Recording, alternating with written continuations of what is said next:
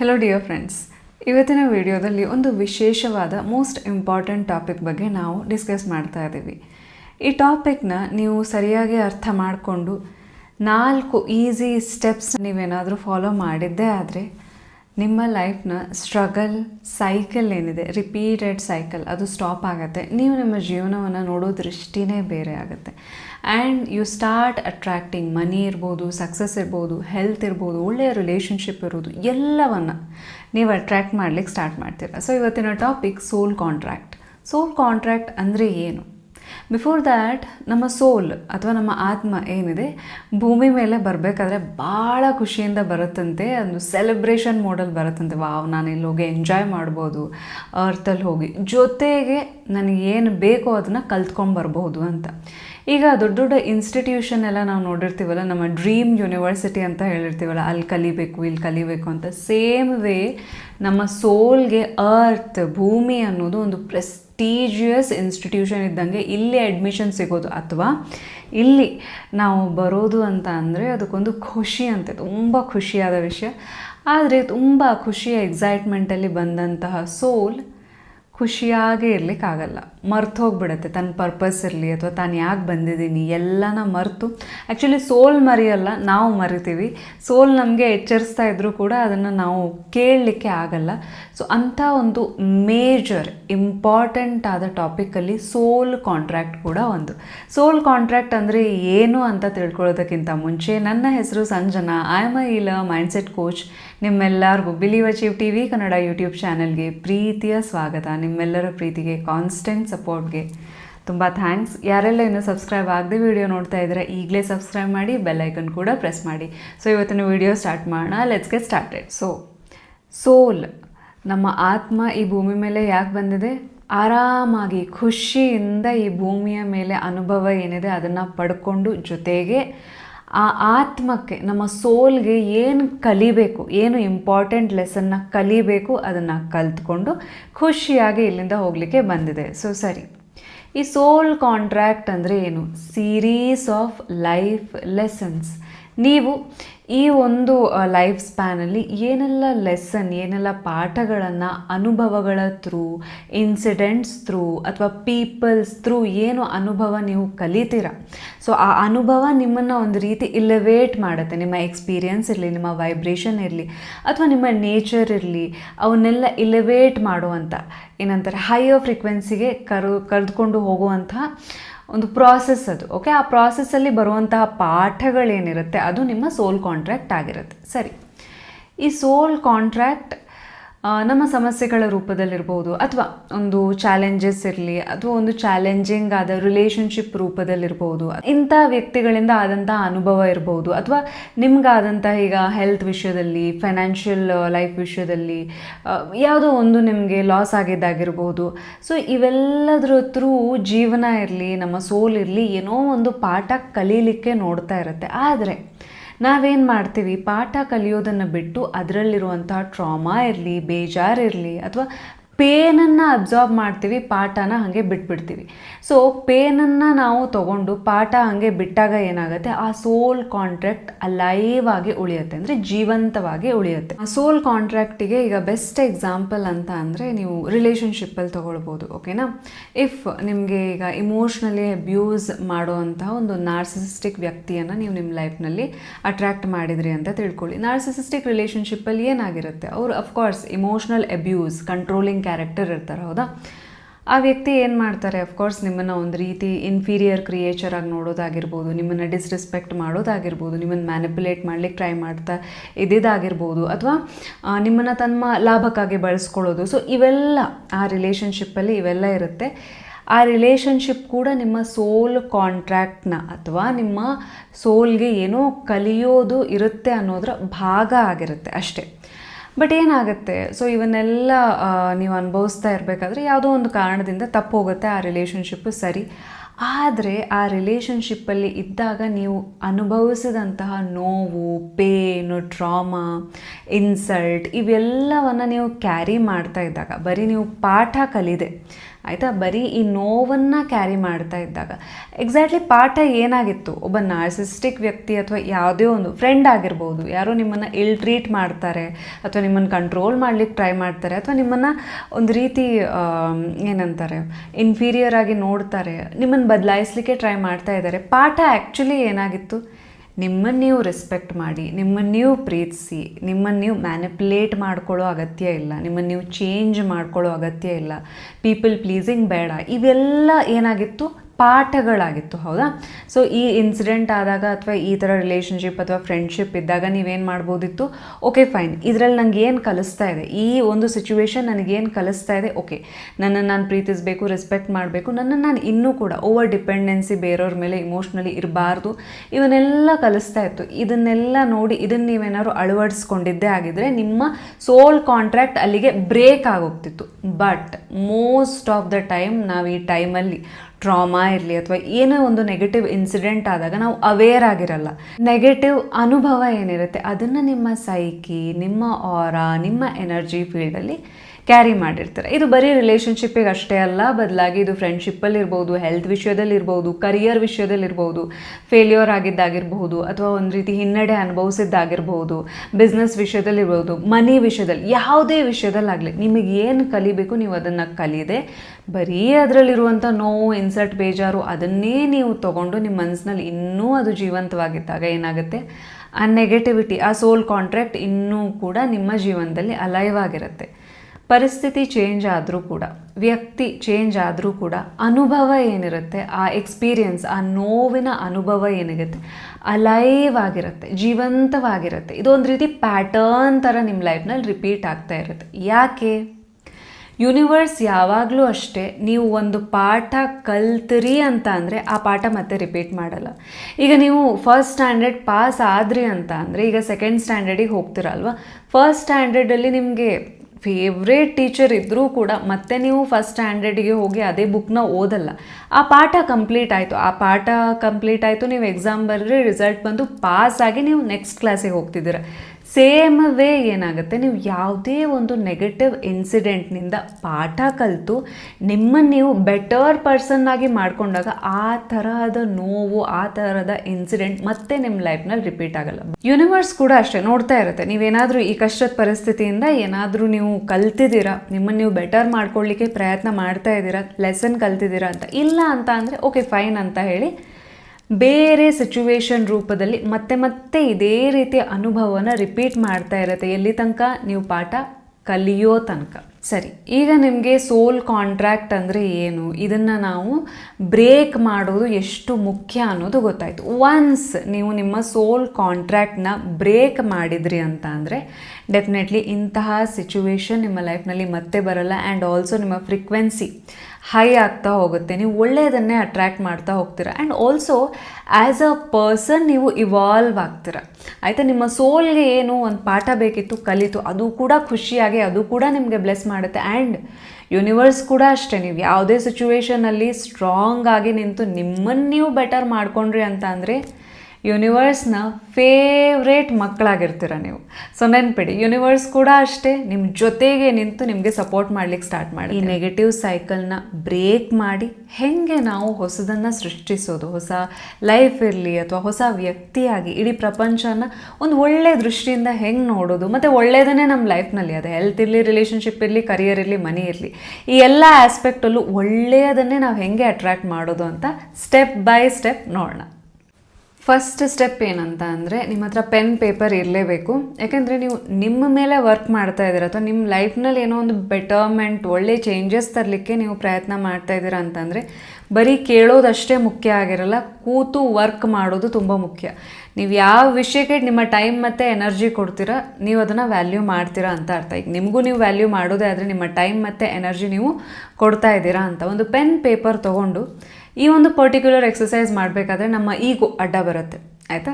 So ನಮ್ಮ ಈಗೋ question ಮಾಡುತ್ತೆ, ಆದರೆ ಆ ಈಗೋನ ಕ್ರಶ್ ಮಾಡಿ ಮುಂದುವರಿಯಿರಿ, ಓಕೆನಾ. ಸೊ ಏನಂತ ಅಂದರೆ ರೈಟ್ ನೌ ನಿಮ್ಮ ಲೈಫ್ನಲ್ಲಿ ಯಾವ ವಿಷಯಕ್ಕೆ ನೀವು ಸ್ಟ್ರಗಲ್ ಪಡ್ತಾ ಇದ್ದೀರಾ, ಬೇಜಾರು ಮಾಡ್ಕೊಳ್ತಾ ಇದ್ದೀರಾ ಅಥವಾ ಕಾಡ್ತಾ ಇದೆ ನಿಮ್ಮ ಲೈಫ್ನಲ್ಲಿ ಯಾವ ವಿಷಯ, ಅದು ಈಗ ನಡೀತಾ ಇರ್ಬೋದು ಅಥವಾ ಹಿಂದೆ ನಡೆದಿರಬಹುದು, ಯಾವುದೇ ಇರಲಿ, ಪಾಸ್ಟ್ಗೆ ಸಂಬಂಧಪಟ್ಟಿದ್ದಿರಲಿ ಅಥವಾ ಫ್ಯೂಚರ್ಗೆ ಸಂಬಂಧಪಟ್ಟಿದ್ದಿರಲಿ ಅಥವಾ ಕರೆಂಟ್ ರೈಟ್ ನೌ ನಿಮ್ಮ ಲೈಫ್ನಲ್ಲಿ ಏನು ನಿಮ್ಗೊಂದು ರೀತಿ ನೆಗೆಟಿವ್ ಫೀಲ್ ಮಾಡುವಂಥ ಯಾವ ಇನ್ಸಿಡೆಂಟ್ ನಡೀತಾ ಇದೆ, ಹೆಲ್ತ್ ಅಲ್ಲ ಅಥವಾ ರಿಲೇಷನ್ಶಿಪ್ ಅಲ್ಲ ಅಥವಾ ಕರಿಯರ್ ವೈಸಾ, ಮನಿ ವೈಸಾ, ಯಾವ ವಿಷಯಕ್ಕೆ, ಆಯಿತಾ, ನಿಮ್ಗೆ ಏನು ಪ್ರಾಬ್ಲಮ್ ಇದೆ, ಕಾಡ್ತಾ ಇರುವಂತಹ ಸಮಸ್ಯೆಯನ್ನು ಬರೀರಿ, ಯಾವ ಸಮಸ್ಯೆ ಇದೆ ಅಂತ.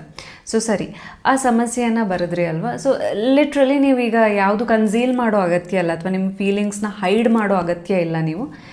ರೈಟ್ ನಾವು ನೀವು ಯಾವ ವಿಷಯಕ್ಕೆ ನೀವು ಬೇಜಾರು ಪಟ್ಕೊಳ್ತಾ ಇದ್ದೀರಾ, ಮನಿ ವಿಷಯಕ್ಕೆ ಅನ್ನೋದಾದರೆ ಇಲ್ಲ, ಮನಿ ಅಷ್ಟು ಸಿಗ್ತಾ ಇಲ್ಲ ಅಥವಾ ಅರ್ನ್ ಮಾಡ್ಲಿಕ್ಕೆ ಆಗ್ತಾ ಇಲ್ಲ, ಬಿಸ್ನೆಸ್ಸಲ್ಲಿ ಅಷ್ಟು ಗ್ರೋ ಆಗ್ತಾ ಇಲ್ಲ, ಅಥವಾ ನಿಮ್ಮ ರಿಲೇಷನ್ಶಿಪ್ ಅಂತ ಬಂದರೆ ಇನ್ನೂ ಹಳೆ ನೋವು, ಹಳೆ ಪೇನ್ ಕಾಡ್ತಾ ಇದೆ, ಎನಿಥಿಂಗ್ ಯು ಕ್ಯಾನ್ ರೈಟ್, ಬರೀರಿ. ಓಕೆನಾ. ನಿಮ್ಮ ಮನ್ಸು ಈಗ ನಿಮ್ಗೆ ತಡೆಯೋರು ಯಾರೂ ಇಲ್ಲ. ಓಕೆನಾ. ಇದನ್ನು ತಡೆಯೋರು ಯಾರೂ ಇಲ್ಲ. ಇದನ್ನ ಆ್ಯಕ್ಚುಲಿ 2 ಕಾಲಮಲ್ಲಿ ಬರೀರಿ. ಒಂದು ಕಾಲಮಲ್ಲಿ ಏನಂತ ಅಂದರೆ ಕರೆಂಟ್ ನಿಮ್ಮದು ಏನಿದೆ ಸಿಚುವೇಶನ್ ಏನಿದೆ, ಪ್ರಾಬ್ಲಮ್ ಏನಿದೆ ಅದನ್ನು ಬರೀರಿ. ಪಕ್ಕದ ಕಾಲಮಲ್ಲಿ ಏನಂತ ಅಂದರೆ ಇದೇ ಸಿಚುವೇಶನ್, ಇದೇ ನೆಗೆಟಿವ್ ಸಿಚುವೇಶನಲ್ಲಿ ಇರುವಂತಹ ಪಾಸಿಟಿವಿಟಿಯನ್ನು ಹುಡುಕಿ. ಈ ಎಕ್ಸಸೈಸ್ ಮಾಡಬೇಕಾದ್ರೆ ನಿಮ್ಮ ಏನಂತಾರೆ ಈಗೋ ಇಲ್ಲ, ಹೆಂಗೆ ಸಾಧ್ಯ, ಇಂಥ ನೆಗೆಟಿವ್ ಇಷ್ಟು ಮನಸ್ಸಿಗೆ ನೋವಾಗುವಂಥ ಸಿಚುವೇಶನಲ್ಲಿ ನಾ ಹೆಂಗೆ ಪಾಸಿಟಿವ್ ಹುಡುಕ್ಲಿಕ್ಕೆ ಸಾಧ್ಯ ಅಂತ. ಯಾವುದೇ ಸಿಚುವೇಶನ್ ನೆಗೆಟಿವ್ ಅಲ್ಲ. ಆ ಸಿಚುವೇಶನಲ್ಲಿ ನಿಮಗೆ ಏನೋ ಒಳ್ಳೆಯದು ಕಲೀಲಿಕ್ಕೆ, ಏನೋ ಒಳ್ಳೆಯದಾಗೋದಿರುತ್ತೆ. ಸ್ವಲ್ಪ ಟೈಮ್ ತೊಗೊಳ್ಳಿ, ಹುಡುಕಿ ಅದನ್ನು. ಫಾರ್ ಎಕ್ಸಾಂಪಲ್ ಈಗ ಮನಿ ವಿಷಯಕ್ಕೆ ಅಂತ ಅಂದರೆ ಮನಿ ಫ್ರೀಕ್ವೆನ್ಸಿ ಜಾಸ್ತಿ ಮಾಡ್ಕೊಳ್ಬೇಕು, ಮನಿ ಬಗ್ಗೆ, ಆಯಿತಾ, ಮನಿ ಬಗ್ಗೆ, ಇನ್ನು ಆ ಎನರ್ಜಿ ಬಗ್ಗೆ ತಿಳ್ಕೊಳ್ಬೇಕು. ಇನ್ನು ಲಾಜಿಕಲಿ ಹೇಳೋದಾದರೆ ಸ್ಕಿಲ್ ಡೆವಲಪ್ಮೆಂಟ್ ಅಲ್ಲ, ನೀವು ಯಾವ ಕ್ಷೇತ್ರದಲ್ಲಿ ನೀವು ಕಾರ್ಯ ನಿರ್ವಹಿಸ್ತಾ ಇದ್ದೀರಾ ಅದರಲ್ಲಿ ನಿಮಗೆ ಯಶಸ್ಸು ಬೇಕು ಅಂತ ಅಂದರೆ ನೀವೇನು ಮಾಡ್ಬೋದು, ಸ್ಕಿಲ್ ಡೆವಲಪ್ ಮಾಡ್ಕೊಳ್ತಾ ಹೋಗ್ಬೋದು, ಲರ್ನಿಂಗ್, ಆಯಿತಾ, ಲರ್ನಿಂಗ್ ಮಾಡ್ತಾ ಹೋಗ್ಬೋದು, ಕಲಿತಾ ಹೋಗ್ಬೋದು, ಎನಿಥಿಂಗ್. ಈ ಒಂದು ವಿಷಯದಲ್ಲಿ, ಹೆಲ್ತ್ ವಿಷಯದಲ್ಲಿ ಈಗ ತುಂಬ ನಿಮಗೆ ನೆಗೆಟಿವ್ ಆಗ್ತಾ ಇದೆ ಅಂತ ಅಂದರೆ ಅದ್ರ ಪಾಸಿಟಿವ್, ಇದೇ ಹೆಲ್ತ್ ಅಪ್ಸೆಟ್ ಆಗ್ತಾ ಇದೆ ಅಂತ ಅಂದರೆ ಅದ್ರ ಪಾಸಿಟಿವ್ ಸೈಡ್ ಏನು, ಎಲ್ಲೋ ಒಂದು ಕಡೆ ಬ್ರೇನ್ ಅಥವಾ ನಮ್ಮ ಬಾಡಿ ಹೇಳ್ತಾ ಇದೆ, ಕಮಾನ್ ನನ್ನ ಮೇಲೆ ಫೋಕಸ್ ಮಾಡು. ಬರೀ ಕೆಲಸ, ಬರೀ ಹೊರಗಿನ ಪ್ರಪಂಚದಲ್ಲಿ ಅಷ್ಟೇ ಅಲ್ಲ, ಬರೀ ಫ್ಯಾಮಿಲಿ ಮೆಂಬರ್ಸ್ ಅಷ್ಟೇ ಅಲ್ಲ, ನಾನೂ ಇದ್ದೀನಿ. ಬಾಡಿ ನಿಮ್ಗೆ ಹೇಳ್ತಾ ಇದೆ ನಾನು ಇದ್ದೀನಿ, ನನಗೂ ಫೋಕಸ್ ಮಾಡು ನನ್ನ ಮೇಲೆ, ಕರೆಕ್ಟಾಗಿ ಟೈಮಿಗೆ ನಿದ್ದೆ, ಊಟ, ಒಳ್ಳೆ ಫುಡ್ ನನಗೆ ಕೊಡು ಅಂತ ಹೇಳ್ತಾ ಇದೆ. So body. ಇನ್ನು ರಿಲೇಷನ್ಶಿಪ್ ವೈಸಲ್ಲಿ ಬರೋದೇ ಆದರೆ ರಿಲೇಷನ್ಶಿಪ್ಪಲ್ಲಿ ಅಗೇನ್ ನಿಮಗೆ ಯಾರು ತುಂಬ ಪೇನ್ ಕೊಡ್ತಾ ಇರೋದು ಅಥವಾ ನಿಮ್ಮ ಪಾರ್ಟ್ನರ್ ನಿಮಗೆ ಪೇನ್ ಕೊಡ್ತಾ ಇರೋದು ಅಂತ ಅಂದರೆ ಇಟ್ ಈಸ್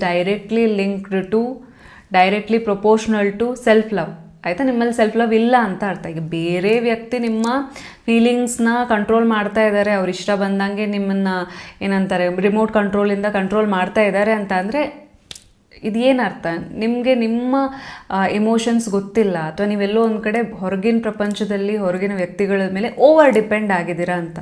ಏನರ್ಥ, ಆ ನೆಗೆಟಿವ್ ಸಿಚುವೇಶನ್ ನಿಮ್ಗೆ ಏನು ಕಲಿಸ್ತಾ ಇದೆ, self love, self respect and also ನಿಮ್ಮನ್ನು ನೀವು ಇನ್ನೂ ಅರ್ಥ ಮಾಡ್ಕೊಳ್ಬೇಕು, ನಿಮ್ಮ ಜೊತೆ ನೀವು ಟೈಮ್ ಸ್ಪೆಂಡ್ ಮಾಡಬೇಕು. ಸೊ ಯಾವುದೇ ನೆಗೆಟಿವ್ ಸಿಚುವೇಶನ್ ಇರಲಿ ಅದರಲ್ಲಿ ಏನು ಪಾಸಿಟಿವ್ ಕಲೀಲಿಕ್ಕೆ ಇದೆ.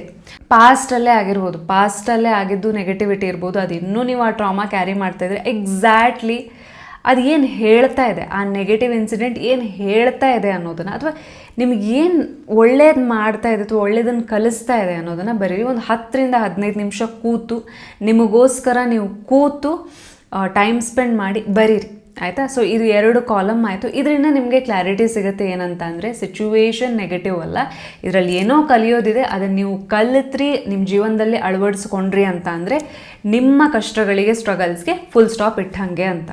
2ನೇ ಮೋಸ್ಟ್ ಇಂಪಾರ್ಟೆಂಟ್ ಸ್ಟೆಪ್ ಯಾವುದು ಅಂತ ಅಂದರೆ ನಿಮ್ಮ ಸೋಲ್ ಕಾಂಟ್ರ್ಯಾಕ್ಟ್ನ ಬ್ರೇಕ್ ಮಾಡುವಂಥ ಸ್ಟೆಪ್.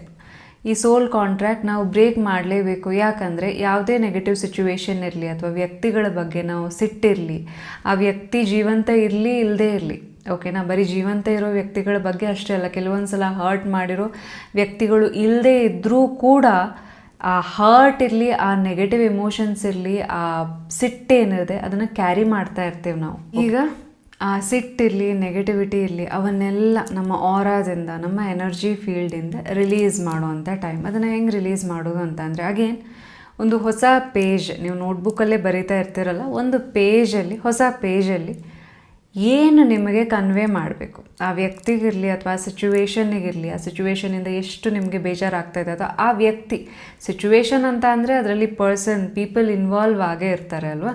ಸೊ ಆ ನಿಮ್ಮ ಮನಸ್ಸಿಗೆ ತುಂಬ ನೋವು ಕೊಟ್ಟಂತಹ ವ್ಯಕ್ತಿಗೆ ಏನು ಹೇಳಬೇಕು ಆಯಿತಾ. ಅಫ್ಕೋರ್ಸ್ ಅದನ್ನು ಅವ್ರು ಎದುರಿಗೆ ಹೋಗಿ ಹೇಳೋದಲ್ಲ, ಬದಲಾಗಿ ನೀವು ಪೆನ್ ಪೇಪರಲ್ಲಿ ಏನು ಹೇಳಬೇಕು, ಏನು ಕನ್ಫೆಸ್ ಮಾಡಬೇಕು, ನೀವು ಪೆನ್ ತೊಗೊಂಡು ಪೇಪರಲ್ಲಿ ಬರಿತಾ ಹೋಗಿ. ಓಕೆನಾ. ನಿಮ್ಗೇನು ನಿಮ್ಮ ಮನಸ್ಸಿಂದ ಏನು ಫೀಲಿಂಗ್ ಇದೆ, ಅಫ್ಕೋರ್ಸ್ ಅದನ್ನು ಯಾರೂ ಓದಲ್ಲ ಆಯಿತಾ. ನೆಕ್ಸ್ಟ್ ಏನು ಮಾಡಬೇಕು ಅಂತ ನಾನು ಹೇಳ್ತೀನಿ, ಅದನ್ನು ಯಾರು ಓದಲ್ಲ. ನೀವು ಜಸ್ಟ್ ಬರಿತಾ ಹೋಗಿ, ನಿಮ್ಮ ಬೇಜಾರಿರಲಿ, ನಿಮ್ಮ ಸ್ಟ್ರೆಸ್ ಇರಲಿ, ನಿಮ್ಮ ಆ್ಯಂಗ್ಸೈಟಿ ಇರಲಿ, ಎಲ್ಲವನ್ನು ಪೇಪರ್ ಮೇಲೆ ಹಾಕ್ತಾ ಹೋಗಿ. ಅಂದರೆ ಪೇಪರ್ ಮೇಲೆ ವ್ಯಕ್ತಪಡಿಸ್ತಾ ಹೋಗಿ ಆಯಿತಾ. ಇದನ್ನು ಯಾರೂ ನೋಡೋದು ಇಲ್ಲ, ಯಾರೂ ಜಡ್ಜ್ ಕೂಡ ಮಾಡಲ್ಲ, ಹೌದಾ. ನಿಮ್ಮೊಬ್ಬರಿಗೆ ಗೊತ್ತು ನೀವು ಪೇಪರಲ್ಲಿ ಏನು ಬರೆದಿರ್ತೀರಾ ಅಂತ. ಸರಿ, ಬರಿತಾ ಹೋಗ್ತೀರಾ, ಒಂದು ಪೇಜ್ ಬರೀರಿ ಅಥವಾ ನಿಮ್ಗೆ ಎಷ್ಟು ಬರಿಬೇಕು ಬರೀರಿ. ಬರೆದಾದ್ಮೇಲೆ ಸಾಕು ಅನಿಸಿದ ತಕ್ಷಣ ಸ್ಟಾಪ್ ಮಾಡಿ. ಜಸ್ಟ್ ಸ್ಟಾಪ್ ಮಾಡಿ. ಏನಂತ ಅಂದರೆ ಆ ಪೇಪರ್ನ ತೊಗೊಂಡು ಕಣ್ಣು ಮುಚ್ಕೊಂಡು ಆ್ಯಸ್ ಇಫ್ ಈ ಪೇಪರ್ ನಿಮ್ಮ ಲೈಫ್ನ ನೆಗೆಟಿವಿಟಿ ಕ್ಯಾರಿ ಮಾಡ್ತಾ ಇದೆ, ಆ ಪೇಪರ್ ಕಂಪ್ಲೀಟಾಗಿ ತೊಗೊಂಡು ಅದನ್ನು ಹರಿತಾ ಹೋಗಿ ಆಯಿತಾ. ಚಿಕ್ಕ ಚಿಕ್ಕ ಚೂರಾಗಿ ಹರಿತಾ ಹೋಗಿ. ಏನನ್ನು ಸಿಂಬಲೈಸ್ ಮಾಡುತ್ತೆ ಅಂತ ಅಂದರೆ, ಇನ್ನೂ ನಿಮ್ಮ ಮನಸ್ಸಿನಲ್ಲಿ ಈ ನೆಗೆಟಿವಿಟಿಗೆ ಜಾಗ ಇಲ್ಲ, ಇವನ್ನೆಲ್ಲ ನೀವು ಹೊರಗಡೆ ಕಳಿಸ್ತಾ ಇದ್ದೀರ. ಅಥವಾ ಈ ನೆಗೆಟಿವ್ ಫೀಲಿಂಗ್ಸ್, ಸಿಟ್ಟು, ಬೇಜಾರು, ಇರಿಟೇಷನ್ ಎಲ್ಲವನ್ನು ಆ ಪೇಪರ್ ಹರಿತಾ ಇರ್ತಿರಲ್ಲ, ನಿಮ್ಮ ಆ್ಯಂಗ್ಸೈಟಿ ಎಲ್ಲ ಇರುತ್ತಲ್ಲ, ಅವೆಲ್ಲವೂ ಕೂಡ ಆ ಪೇಪರ್ ಮೇಲೆ ಹೋಗ್ತಾ ಇರುತ್ತೆ. ಚಿಕ್ಕ ಚಿಕ್ಕ ಚೂರು ಮಾಡಿ. ಚಿಕ್ಕ ಮಕ್ಳಿಗೆ ಸಿಟ್ಟು ಬಂದಾಗ ಹೆಂಗೆ ಮಾಡ್ತಾರೋ ಅವರು, ಆ ಪೇಪರ್ನ ಹೆಂಗೆ ಹರಿತಾರೆ, ಎಸ್ಥೆಟಿಕ್ಕಾಗಿ ಹರಿತಾರೆ ಇಲ್ಲ, ಹೆಂಗೆ ಬರುತ್ತೆ ಹಂಗೆ ಮನಸ್ಸಿಗೆ ಬಂದಂಗೆ ಚಿಕ್ಕ ಚಿಕ್ಕ ಚಿಕ್ಕ ಚಿಕ್ಕ ಚೂರು ಮಾಡಿ ಹರಿತಾರಲ್ಲ. ಆಯಿತು, ನಿಮ್ಮ ಬೇಜಾರಿರಲಿ, ನಿಮ್ಮ ಸಿಟ್ಟಿರಲಿ, ಆ್ಯಂಗ್ಸೈಟಿ ಇರಲಿ, ಎಲ್ಲವನ್ನು ಪೇಪರ್ ಮೇಲೆ ಹಾಕಿ ಚಿಕ್ಕ ಚಿಕ್ಕ ಚೂರಾಗಿ ಹರಿತಾ ಇರ್ತೀರ. ಸೊ ಹರಿದು ಆ ಪೇಪರ್ ಪೀಸಸನ್ನು ಜಸ್ಟ್ ನಿಮ್ಮ ಕೈಯಲ್ಲಿ ತೊಗೊಂಡು ಇಮ್ಯಾಜಿನ್ ಆಯಿತಾ. ಇಮ್ಯಾಜಿನ್ ನಿಮ್ಮ ಕಣ್ಣು ಮುಂದೆ ಅಗ್ನಿ ಇದೆ, ಬೆಂಕಿ ಇದೆ ಅಂತ ಇಮ್ಯಾಜಿನ್ ಮಾಡಿ. ರಿಯಾಲಿಟಿಯಲ್ಲ, ನಿಮ್ಮ ಇಮ್ಯಾಜಿನೇಷನ್ ಕಲ್ಪಿಸಿಕೊಳ್ಳಿ ದಟ್ ನಿಮ್ಮ ಕೈಯಲ್ಲಿ ಆ ಪೇಪರ್ ಇರುತ್ತೆ, ನಿಮ್ಮ ಎದುರುಗಡೆ ಬೆಂಕಿ ಇದೆ ಅಥವಾ ಅಗ್ನಿ ಇದೆ, ಉರಿತಾ ಇದೆ ಅನ್ನೋದನ್ನು ಇಮ್ಯಾಜಿನ್ ಮಾಡಿ, ಕಲ್ಪನೆ ಮಾಡಿಕೊಳ್ಳಿ. ಓಕೆ, ಕಲ್ಪಿಸಿಕೊಳ್ತಾ ಇದ್ದೀರಾ. ಆ್ಯಂಡ್ ತಕ್ಷಣಕ್ಕೆ ನೀವೇನು ಮಾಡಿ ಅಂತ ಅಂದರೆ, ನಿಮ್ಮ ಕೈಯಲ್ಲಿರುವಂಥ ಎಲ್ಲ ಪೇಪರ್ ಪೀಸ್ನ ಅಗ್ನಿಗೆ ಕೊಟ್ಬಿಡಿ ಆಯಿತಾ. ನೀವು ಅದನ್ನು ಹಾಕ್ತಾ ಇದ್ದೀರಾ, ಅಗ್ನಿಗೆ ಹಾಕ್ತಾ ಇದ್ದೀರಾ ಅಂತ ಹೇಳಿ ಇಮ್ಯಾಜಿನ್ ಮಾಡಿ ಅಷ್ಟೇ. ಕಣ್ಣು ಮುಚ್ಕೊಂಡು ಹಾಕ್ತಾ ಇದ್ದೀರಾ. ಸೊ ಜಸ್ಟ್ ವಿಜುವಲೈಸ್ ಮಾಡಿ ನಿಮ್ಮ ಕಣ್ಣು ಎದುರುಗಡೆ ಅಗ್ನಿ ಉರಿತಾ ಇರೋದು. ಅಗ್ನಿಯ ಗುಣ ಏನು? ನಿಮ್ಮ ಎಲ್ಲ ನೆಗೆಟಿವಿಟಿಯನ್ನು ಡಿಸ್ಟ್ರಾಯ್ ಮಾಡ್ತು ಪಾಸಿಟಿವಿಟಿಯನ್ನು ಕ್ರಿಯೇಟ್ ಮಾಡ್ತಾಯಿದೆ. ಒಂದು ರೀತಿ ಟ್ರಾನ್ಸ್ಫಾರ್ಮ್ ಮಾಡುವಂಥ, ಶುದ್ಧ ಮಾಡುವಂಥದ್ದು, ಹೌದಾ. ಸರಿ, ಅಗ್ನಿಯಲ್ಲಿ ನೀವು ನಿಮ್ಮೆಲ್ಲ ಬೇಜಾರು ಹಾಕಿದ್ರಿ ಆ್ಯಂಡ್ ಏನಾಯಿತು, ಆ ನೆಗೆಟಿವ್ ಪಾಸಿಟಿವಿಟಿಯಾಗಿ ಕನ್ವರ್ಟ್ ಆಯಿತು. ಸೊ ಹಾಗೆ ಕಣ್ಣು ಮುಚ್ಕೊಂಡು ನೀವು ಯಾರ್ಯಾರಿಗೆ, ಈಗ ಯಾರೆಲ್ಲ ನಿಮಗೆ ನೋವು ಮಾಡಿದಾರಲ್ಲ ಅವ್ರನ್ನ ಒಂದು ಕ್ಷಣ ನೆನಪಿಸ್ಕೊಳ್ಳಿ. ಆ್ಯಸ್ ಇಫ್ ಆ ವ್ಯಕ್ತಿಗಳು ನಿಮ್ಮ ಮುಂದೆನೇ ಇದ್ದಾರೆ ಅನ್ನೋದನ್ನು ಇಮ್ಯಾಜಿನ್ ಮಾಡಿ. ಸೊ ಅವರಿಗೆ ಮನಸ್ಸಿನಿಂದ ಥ್ಯಾಂಕ್ಸ್ ಹೇಳಿ. ಬಿಕಾಸ್ ಅವರ ಥ್ರೂನೇ ನಿಮ್ಮ ಲೆಸನ್, ನಿಮ್ಮ ಸೋಲ್ಗೆ ಏನೆಲ್ಲ ಪಾಠಗಳು ಬೇಕಾಗಿತ್ತು ಅವೆಲ್ಲವೂ ಬಂತು, ಹೌದಾ. ಥ್ಯಾಂಕ್ ಯು, ಒಂದು ಒಳ್ಳೆಯ ಪಾಠವನ್ನು ಕಲಿಸಿದ್ದಕ್ಕೆ ಥ್ಯಾಂಕ್ ಯು ಅಂತ ಮನಸ್ಸಿನಿಂದ ವಿತ್ ಸ್ಮೈಲಿಂಗ್ ಫೇಸ್ ಆಯಿತಾ, ಖುಷಿಯಿಂದ ಹೇಳಿ. ಆ್ಯಂಡ್ ಆಲ್ಸೋ ಏನಂತ ಅಂದರೆ, ಆ ವ್ಯಕ್ತಿಯನ್ನು ಉದ್ದೇಶಿಸಿ ಇಮ್ಯಾಜಿನ್ ಆ ವ್ಯಕ್ತಿ ನಿಮ್ಮ ಮುಂದೆನೇ ಇದ್ದಾರೆ, ಅವರಿಗೆ ಹೇಳಿ ದಟ್ ಇವತ್ತಿಂದ ನಾನು ನಿಮ್ಮನ್ನು ನನ್ನ ಆರಾದಿಂದ ಅಥವಾ ನನ್ನ ಎನರ್ಜಿ ಫೀಲ್ಡಿಂದ ರಿಲೀಸ್ ಮಾಡ್ತಾ ಇದ್ದೀನಿ. ಸೊ ನಿಮ್ಮನ್ನು ನನ್ನ ಎನರ್ಜಿ ಫೀಲ್ಡಿಂದ, ನನ್ನ ಆರಾದಿಂದ ರಿಲೀಸ್ ಮಾಡ್ತಾ ಇದ್ದೀನಿ ಅಂತ ಅವರನ್ನು ಎನರ್ಜಿ ಫೀಲ್ಡಿಂದ ಪೀಸ್ಫುಲಿ ಕಳಿಸ್ಕೊಡ್ತಾ ಇದ್ದೀರ. ಜಸ್ಟ್ ಇಮ್ಯಾಜಿನ್ ಅಷ್ಟೇ. ಈ ಒಂದು ಆ್ಯಕ್ಟ್ ಏನಿದೆ ಇದು ನೀವು ಪದೇ ಪದೇ ಮಾಡಬೇಕಾಗಿಲ್ಲ, ಒಂದು ಸಲ ಮಾಡಿ ಅಷ್ಟೆ, ಓಕೆನಾ. ಸೊ ಮಾಡಿದ ತಕ್ಷಣ ನಿಮ್ಮ ಮನಸ್ಸಿನಲ್ಲಿ ಆಗುವಂತಹ ಪ್ರಶಾಂತತೆ, ನೀವು ಫೀಲ್ ಮಾಡುವಂತಹ ಪ್ರಶಾಂತತೆಯೇ ಬೇರೆ, ಪೀಸ್ ಆಫ್ ಮೈಂಡೇ ಬೇರೆ. ನಿಮಗೆ ಎಷ್ಟೇ ಹರ್ಟ್ ಮಾಡಿರಲಿ ಅಥವಾ ಎಷ್ಟೇ ಒಂದು ರೀತಿ ಅವ್ರ ಬಗ್ಗೆ ನೀವು ನೆಗೆಟಿವಿಟಿ ನಿಮ್ಮ ಆರಾದಲ್ಲಿ ಕ್ಯಾರಿ ಮಾಡ್ತೀರಾ ಅಂತ ಅಂದರೆ ಯು ಅಟ್ರ್ಯಾಕ್ಟ್ ನೆಗೆಟಿವಿಟಿ. ಇನ್ನೊಂದು ಕಾಮನ್ ಕ್ವೆಶನ್ ನಿಮ್ಮಲ್ಲಿ ಬರುತ್ತೆ, ಹೌದು ನಾವು ಇಮ್ಯಾಜಿನ್ ಮಾಡಿ ಆ ಪೇಪರ್ನ ಹಾಕಿದ್ವಿ, ಆ ಪೇಪರ್ ಇಲ್ಲೇ ಕೆಳಗಡೆನೇ ಬಿದ್ದಿದೆ, ಆ ಪೇಪರ್ನ ಏನು ಮಾಡಬೇಕು ಅಂತ, ಆ ಪೇಪರ್ನ ಡಸ್ಟ್ಬಿನ್ನಿಗೆ ಹಾಕಿ ಅಷ್ಟೆ. ಮೂರನೇ ಸ್ಟೆಪ್ ಯಾವುದು ಅಂತ ಅಂದರೆ, ಈಗ ನೀವು ಕಳಿಸ್ಕೊಟ್ಟಾಗಿದೆ, ಹೌದಾ. ಈಗ ನಿಮಗೆ ಯಾವುದೋ ಒಂದು ಫೇವ್ರೇಟ್ ಫುಡ್ ನಿಮಗೆ ಇಷ್ಟ, ಆದರೆ ಅದರ ಎಕ್ಸ್ಪೈರಿ ಡೇಟ್ ಆಗೋಗ್ಬಿಟ್ಟಿದೆ, ಅದನ್ನು ನೀವು ತಿಂತೀರಾ? ಇಲ್ಲ. ಏನು ಮಾಡ್ತೀರಾ? ಅದನ್ನು ಡಸ್ಟ್ಬಿನ್ನಿಗೆ ಹಾಕ್ತೀರಾ. ಸೇಮ್ ವೇ ಈ ಪಾಸ್ಟ್ ಮೆಮರೀಸ್ ಏನಿದೆ ಅದನ್ನು ಇನ್ನು ಮುಂದೆ ಕ್ಯಾರಿ ಮಾಡೋದನ್ನು ಬಿಡಬೇಕು. ಓಕೆನಾ? ಅದನ್ನು ಅದನ್ನು ಡಸ್ಟ್ಬಿನ್ನಿಗೆ ಹಾಕಿ ನೀವೇನು ಮಾಡ್ತಾ ಇದ್ದೀರಾ ಈಗ ಅದರಿಂದ ಒಂದು ಒಳ್ಳೆ ಪಾಠ ಕಲ್ತ್ರಿ. ಅದರ ಅಗತ್ಯ ನಿಮಗೀಗಿಲ್ಲ. ಅದನ್ನು ಎಲ್ಲಿ ಬಿಡಬೇಕು ಅಲ್ಲೇ ಬಿಟ್ಬಿಟ್ಟಿದ್ದೀರಾ. ಈಗ ನೀವು ಮುಂದುವರಿತಾ ಇದ್ದೀರಾ 21 ದಿನಗಳ ಕಾಲ. ಆಯಿತಾ? ಇದನ್ನು ನಿಮ್ಗೆ ಲೈಫ್ ಲಾಂಗ್ ಅಂತ ಹೇಳ್ತಾ ಇಲ್ಲ. ಆ್ಯಕ್ಚುಲಿ ಲೈಫ್ ಲಾಂಗ್ ಮಾಡಿದರೆ ತುಂಬ ಒಳ್ಳೆಯದು. ಬಟ್ ಟೆಸ್ಟ್ ಮಾಡಿ 21 ದಿನಗಳ ಕಾಲ ನೀವೇನು ಮಾಡ್ತಾ ಇದ್ದೀರಾ ಅಂತ ಅಂದರೆ ನಿಮ್ಗೆ ಇಷ್ಟ ಆಗದೇ ಇರುವಂಥ ವ್ಯಕ್ತಿಗಳ ಬಗ್ಗೆ ಮಾತಾಡ್ತಾ ಇಲ್ಲ. ನಿಮ್ಮ ಮನಸ್ಸಿಗೆ ನೋವು ಕೊಟ್ಟಂತಹ ಸಿಚುವೇಶನ್ ಬಗ್ಗೆ ಮಾತಾಡ್ತಾ ಇಲ್ಲ. ಓಕೆನಾ? ಯಾಕೆಂದರೆ ನಮ್ಮ ನಾಲಿಗೆ ಇದೆ ಅಲ್ಲ, ನಮ್ಮ ನಾಲಿಗೆ ನಾವು ಆಡುವಂಥ ಮಾತಿಗೆ ಪವರ್ ಇರುತ್ತೆ. ಆಫರ್ಮೇಷನ್ ಅದು. ಹೌದಾ? ನೀವು ಎಷ್ಟು ಒಳ್ಳೇದು ಮಾತಾಡ್ತೀರಾ ಅಷ್ಟು ನಿಮಗೂ ಒಳ್ಳೇದಾಗುತ್ತೆ ನಿಮ್ಮ ಸುತ್ತ. ಆಯಿತಾ? ನಿಮ್ಮ ಸುತ್ತ ಒಂದು ಒಳ್ಳೆಯ ಒಳ್ಳೆಯ ಎನರ್ಜಿ ಇರುತ್ತೆ. ಸರಿ, 21 ದಿನಗಳ ಕಾಲ ಸೋಲ್ ಕಾಂಟ್ರಾಕ್ಟ್ ನೀವೀಗ ಬ್ರೇಕ್ ಮಾಡಿದಿರ. ನೆಕ್ಸ್ಟ್ ಏನು? 21 ದಿನಗಳ ಕಾಲ ನೀವೇನು ಮಾಡ್ತಾ ಇದ್ದೀರಾ? ನಿಮ್ಗೆ ಇಷ್ಟ ಇಲ್ಲದೆ ಇರುವಂತಹ ವ್ಯಕ್ತಿಗಳ ಬಗ್ಗೆ ಮಾತಾಡ್ತಾ ಇಲ್ಲ. ನಿಮಗಿಷ್ಟ ಇಲ್ಲದೆ ಇರುವಂತಹ ಸಿಚುವೇಶನ್ ಬಗ್ಗೆ ಮಾತಾಡ್ತಾ ಇಲ್ಲ. ಸೊ ನಿಮಗೆ ಯಾವುದು ಬೇಡ, ಆಯಿತಾ, ನಿಮ್ಗೆ ಯಾವುದು ನಿಮ್ಗೆ ಒಳ್ಳೆಯದಲ್ಲ, ಮನಸ್ಸಿಗೆ ನೋವಾಗುತ್ತೆ ಅನ್ನೋ ಸಿಚುವೇಶನ್ ಬಗ್ಗೆ ಬರೀ 21 ದಿನಗಳ ಕಾಲ ನೀವು ಏನೂ ಮಾತಾಡ್ತಾ ಇಲ್ಲ. ಯಾರ ಹತ್ರನೂ ಡಿಸ್ಕಸ್ ಮಾಡ್ತಾ ಇಲ್ಲ. ಯಾಕೆ ಅಂದರೆ ನಿಮಗೆ ನೆಗೆಟಿವ್ ಅನುಭವವನ್ನು ಕೊಡುವಂತಹ ವ್ಯಕ್ತಿ ಇರಲಿ, ಸಿಚುವೇಶನ್ ಇರಲಿ, ಅದಕ್ಕೆ ನೀವು ಎಷ್ಟು ಎನರ್ಜಿ ಸೆಂಡ್ ಮಾಡ್ತಾ ಇರ್ತೀರ ಅಷ್ಟು ಏನಂತಾರೆ ಟಾಕ್ಸಿಸಿಟಿ ಇರಲಿ ಅದು ಬಲವಾಗ್ತಾ ಹೋಗುತ್ತೆ. ಎಲ್ಲೋ ಒಂದು ಕಡೆ ನಿಮ್ಮ ಪಾಸಿಟಿವ್ ಎನರ್ಜಿ ವೀಕ್ ಆಗ್ತಾ ಹೋಗುತ್ತೆ. ನೀವು 21 ದಿವಸ ಏನು ಮಾಡ್ತಾ ಇದ್ದೀರಾ? ಒಂದು ಮೆಂಟಲ್ ಡಯಟಲ್ಲಿ ಇದ್ದೀರಾ ಅಂತ ತಿಳ್ಕೊಳ್ಳಿ. ನಿಮ್ಗೆ ಇಷ್ಟ ಆಗದೆ ಇರೋ ಸಿಚುವೇಶನ್ ಬಗ್ಗೆ ಮಾತಾಡ್ತಾ ಇಲ್ಲ ಆ್ಯಂಡ್ ಸ್ಟಾರ್ವ್ ದ ನೆಗೆಟಿವ್ ಎನರ್ಜಿ. ಅಂದರೆ ನಿಮ್ಮ ಲೈಫಿಗೆ ಇಷ್ಟ ಆಗದೆ ಇರುವಂಥ, ಹೆಲ್ದಿ ಅಲ್ಲದೇ ಇರುವಂತಹ ಎನರ್ಜಿಗೆ ನೀವು ವಾಪಸ್ ಮಾತಾಡಿ, ನೆನಪು ಮಾಡಿಕೊಂಡು ಬೇರೆಯವ್ರ ಹತ್ರ ಡಿಸ್ಕಸ್ ಮಾಡಿ ಎನರ್ಜಿ ಕೊಡಬೇಡಿ. ಆ ಎನರ್ಜಿ ಏನಿದೆ, ಆ ನೆಗೆಟಿವ್ ಎನರ್ಜಿಯನ್ನು ನೀವು ಅದಕ್ಕೆ ಊಟ ಹಾಕ್ತಾ ಇಲ್ಲ ಅಂತ ಅಂದರೆ ನಿಮ್ಮ ಎನರ್ಜಿ ಅದಕ್ಕೆ ಸೆಂಡ್ ಮಾಡ್ತಾ ಇಲ್ಲ ಅಂತ ಅಂದರೆ ಏನಾಗುತ್ತದು? ವೀಕಾಗಿ ಅಳಿಸಿ ಹೋಗುತ್ತೆ. ಹೌದಾ? ಸೇಮ್ ವೇ ನಿಮ್ಮ ಆರಾದಲ್ಲಿ ಆ ನೆಗೆಟಿವ್ ಎನರ್ಜಿ ಇರಲ್ಲ, ಅಳಿಸಿ ಹೋಗುತ್ತೆ. ಬರೀ 21 ದಿವಸ ಮಾಡಿ ನೋಡಿ, ನಿಮ್ಮ ಲೈಫ್ನಲ್ಲಿ ಎಷ್ಟು ಅಮೇಝಿಂಗ್ ಆದ ಚೇಂಜಸ್ ಆಗುತ್ತೆ. ನಿಮ್ಮ ಆರಾ ತುಂಬ ಸ್ಟ್ರಾಂಗ್ ಆಗ್ತಾ ಹೋಗುತ್ತೆ. ಆಯಿತಾ? ನಿಮ್ಮ ಆರಾ ಯಾವಾಗ ಸ್ಟ್ರಾಂಗ್ ಆಗುತ್ತೆ ನೀವು ಒಳ್ಳೆಯದನ್ನೇ ಅಟ್ರ್ಯಾಕ್ಟ್ ಮಾಡ್ತೀವಿ. ಸೊ 4ನೇ ಸ್ಟೆಪ್ ಏನು ಅಂತ ಅಂದರೆ ಇದು ತುಂಬ ಚೆನ್ನಾಗಿದೆ. ಇದು ಕೂಡ ಅಷ್ಟೇ ಸಿಂಪಲ್ ಸ್ಟೆಪ್. ಅಗೇನ್ ಈ ಸೋಲ್ ಕಾಂಟ್ರಾಕ್ಟ್ ಬ್ರೇಕ್ ಮಾಡುವಂಥ ಎಕ್ಸಸೈಸಲ್ಲಿ ಪೆನ್ ಪೇಪರ್ ಯಾವಾಗೂ ನಿಮ್ಮ ಜೊತೆಗೇ ಇರಬೇಕು.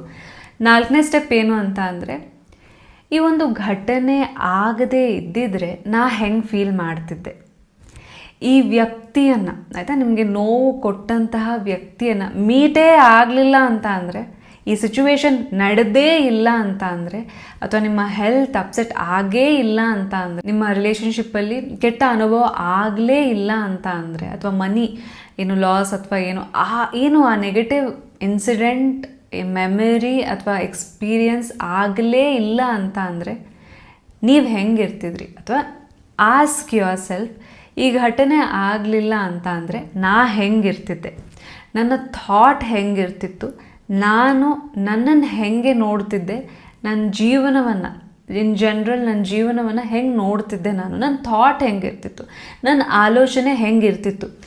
1-2 ಲೈನ್ ಆದರೂ ಬರೀರಿ. ಅಗೇನ್ ಇದು ಕೂಡ ಅಷ್ಟೇ 21 ಡೇಸ್ ತನಕ. ಓಕೆನಾ? ಸೊ ಬರೀರಿ, ಇದು ಆಗದಿದ್ದರೆ ನಾ ಹೆಂಗಿರ್ತಿದ್ದೆ, ಸೊ ಈ ಥರ ಈ ವ್ಯಕ್ತಿಯನ್ನು ಮೀಟ್ ಆಗದೇ ಇದ್ದಿದ್ರೆ ನಾ ಹೆಂಗಿರ್ತಿದ್ದೆ, ಅಥವಾ ಈ ಸಿಚುವೇಶನ್ ಇಲ್ಲದೇ ಇದ್ದಿದ್ರೆ ನಾ ಹೆಂಗಿರ್ತಿದ್ದೆ. ಕ್ವೆಶ್ಚನ್ ಮಾಡಿ, ನಿಮಗೆ ನೀವೇ ಕ್ವೆಶ್ಚನ್ ಮಾಡಿ ಬರೀರಿ. ಆಯಿತಾ? ಇದು ಜಸ್ಟ್ ಬರಿತಾ ಹೋಗಿ ನಾನು ಖುಷಿಯಾಗಿರ್ತಿದ್ದೆ, ಅಥವಾ ನಾನು ಆ ಎಕ್ಸಸೈಸ್ ಮಾಡ್ತಿದ್ದೆ, ಆ ಆ್ಯಕ್ಟಿವಿಟಿ ಮಾಡ್ತಿದ್ದೆ, ಹಾಗೆ ಮಾಡ್ತಿದ್ದೆ, ಹೀಗೆ ಮಾಡ್ತಿದ್ದೆ, ಹೀಗೆ ಮಾಡ್ತಿದ್ದೆ ಅನ್ನೋದನ್ನು ಬರೀರಿ ಅಷ್ಟೇ. ಅದೇ 21 ದಿವಸ ಬರೋದು ನೋಡಿ. ಇದರಿಂದ ಏನಾಗುತ್ತೆ ಅಂದರೆ ಬ್ರೈನ್ನ ಫೋಕಸ್ ಶಿಫ್ಟ್ ಆಗುತ್ತೆ. ಆಯಿತಾ?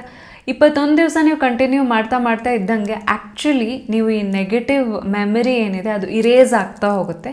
ಎಲ್ಲೋ ಒಂದು ಕಡೆ ಏನೂ ಆಗೇ ಇಲ್ಲ, ನನ್ನ ಲೈಫ್ನಲ್ಲಿ ಎಲ್ಲ ಸರಿಯಾಗಿ ನಡೀತಾ ಇದೆ ಅನ್ನೋ ಭಾವನೆ ಬ್ರೈನ್ಗೆ ಬರ್ತಾ ಹೋಗುತ್ತೆ. ಎಲ್ಲೋ ಒಂದು ಕಡೆ ಫೋಕಸ್ ಶಿಫ್ಟ್ ಆಗ್ತಾ ಹೋಗುತ್ತೆ. ಓಕೆನಾ? ಸೊ ಇದಿಷ್ಟು ನಿಮ್ಮ ಸೋಲ್ ಕಾಂಟ್ರಾಕ್ಟ್ನ ಬ್ರೇಕ್ ಮಾಡುವಂತಹ ಒಂದು method. So first clarity exercise, next ಏನಿದೆ ಅದು ಪದೇ ಪದೇ ಮಾಡಬೇಡಿ, ಒಂದು ಸಲ ಮಾಡಿದರೆ ಸಾಕು. ಇನ್ನು 3 ಮತ್ತು 4ನೇ ಎಕ್ಸಸೈಸ್ ಏನಿದೆ ಅದನ್ನು ನೀವು 21 ದಿವಸ ಒಂದು ಬರೆಯುವಂಥದ್ದಾಗಿರ್ಬೋದು, ಇನ್ನೊಂದು ನೆಗೆಟಿವ್ ಆಗಿ ಮಾತಾಡೋದೇ ಇರೋವಂಥದ್ದಾಗಿರ್ಬೋದು, 21 ದಿವಸ ಕಂಟಿನ್ಯೂ ಮಾಡಿ. ನಿಮ್ಮ ಆರಾ ಎಷ್ಟು ಸ್ಟ್ರಾಂಗ್ ಆಗುತ್ತೆ, ನೀವು ಎಷ್ಟು ಪಾಸಿಟಿವ್ ಆಗ್ತಾ ಹೋಗ್ತೀರಾ, ಸೊ ನಿಮಗೆ ಗೊತ್ತಾಗುತ್ತೆ. ಇವತ್ತಿನ ವಿಡಿಯೋ ನಿಮಗೆ ಹೇಗೆ ಅನಿಸ್ತು ಆ್ಯಂಡ್ ಅಗೇನ್ ಈ ಸೋಲ್ ಕಾಂಟ್ರಾಕ್ಟ್ ಬ್ರೇಕ್ ಮಾಡುವಂಥ ಚಾಲೆಂಜ್ ಎಷ್ಟು ಜನ ಆಕ್ಸೆಪ್ಟ್ ಮಾಡ್ತೀರಾ, ಸೊ ನನಗೆ ಕಮೆಂಟ್ ಸೆಕ್ಷನಲ್ಲಿ ತಿಳಿಸಿ. ನಿಮ್ಮೆಲ್ಲರಿಗೂ ಒಳ್ಳೆಯದಾಗಲಿ. Thanks for watching. Thank you so much.